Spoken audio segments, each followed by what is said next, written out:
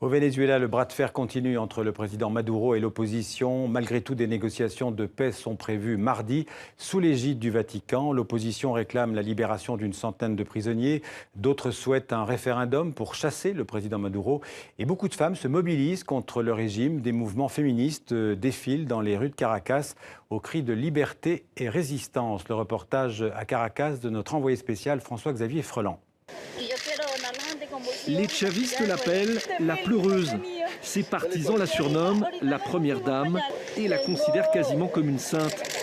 Lilian Tintori milite depuis 2 ans pour la libération de son mari Leopoldo López, leader d'opposition emprisonné suite aux manifestations de 2014 contre le régime du président Maduro, accusé d'avoir appelé à la révolte, au coup d'État.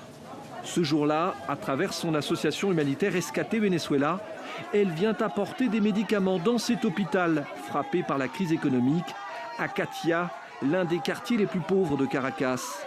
Lilian Tintori est accueillie par le personnel de l'hôpital, mais aussi par quelques militants chavistes qui tentent de lui barrer le passage. Fasciste!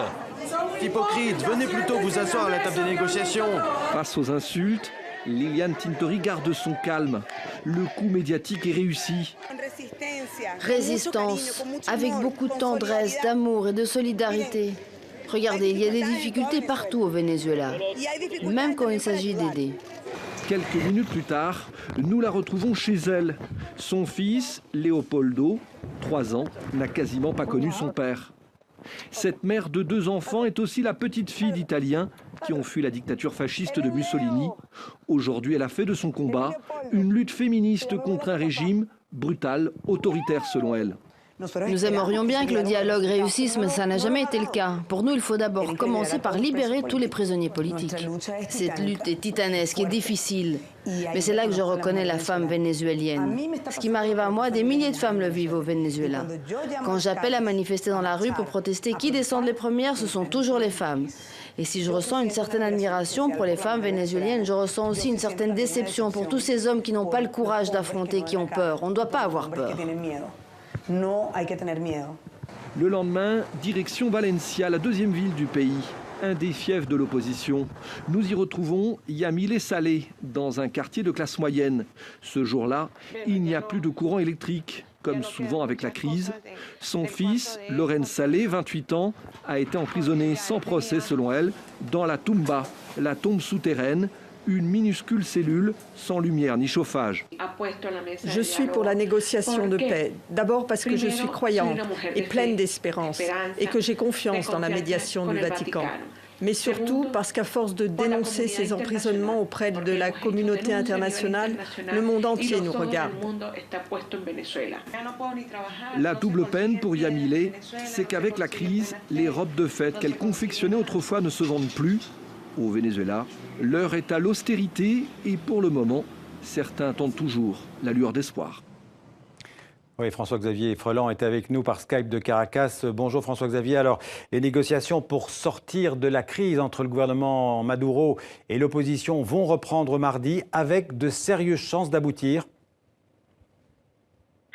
Oui, enfin, la négociation s'annonce compliquée entre 2 camps, vous le savez, très hostiles. Hein. Juste pour vous donner une idée du climat très tendu ici, le fameux docteur que l'on voit dans le reportage au début, eh bien, a été arrêté par les autorités quelques jours après, simplement parce qu'il a accueilli Lilian Tintori et ses caisses de médicaments. Alors évidemment, ça crée une nouvelle polémique. Ici, c'est un martyr de plus pour l'opposition qui demande la libération de tous les détenus ou prisonniers politiques, comme elle dit, sans condition et menace même de boycotter cette nouvelle table ronde. Alors en gros, elle accuse le gouvernement de masquer l'essentiel, de vouloir profiter de ces négociations pour enterrer définitivement le fameux référendum révocatoire qu'elle réclame depuis des mois pour destituer le président Maduro. Évidemment, côté chaviste, on ne veut pas entendre parler d'élections anticipées en pleine crise économique, à un moment où l'exécutif n'a jamais été aussi impopulaire. Les prochaines élections présidentielles ont lieu dans 3 ans. Ça laisse du temps pour faire repartir l'économie et puis pour regagner l'opinion. Et puis, si la négociation échoue, on pourra toujours dire que l'opposition refuse le dialogue. En gros, les autorités veulent se placer en victime, Xavier. Est-ce que la présence d'un représentant du pape, on en a parlé, peut faciliter ce dialogue entre deux camps qui se détestent en réalité ? Alors, l'émissaire du Vatican, l'archevêque Claudio Maria Celli, a écouté chacune des parties, pris des notes, notamment sur les conditions de détention des opposants. La plupart d'ailleurs sont de très jeunes étudiants incarcérés sans procès. Alors, on le sait, le pape François, d'origine argentine, fait l'unanimité ici des deux côtés dans ce pays à majorité catholique. Il a démontré depuis le début de son mandat pontifical un sens de l'ouverture et de la réconciliation.